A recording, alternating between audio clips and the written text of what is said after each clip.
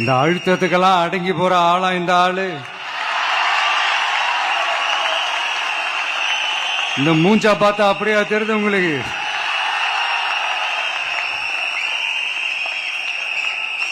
அதனால அப்படியெல்லாம் நடக்காது.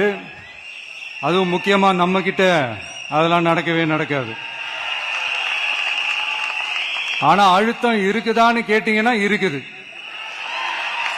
அது நான் இல்லைன்னு சொல்ல வரல. நமக்கு இல்ல, மக்களுக்கு. தமிழ்நாட்டை இதுக்கு முன்னாடி ஆண்டவங்களும் சரி பாஜகவுக்கு அடிமையா தான் இருந்திருக்கிறாங்க. சோ அவங்கள நம்பி ஒரு பிரயோஜனமும் இல்ல. இப்ப ஆண்டுகிட்டு இருக்கிற இந்த திமுக அரசாச்சும் நமக்கு ஏதாவது செய்வாங்கன்னு பார்த்தா இவங்களும் அவங்கள மாதிரியே தான். இன்னும் சொல்ல போனா ஒரு படி மேல, இன்னும் மோசம்.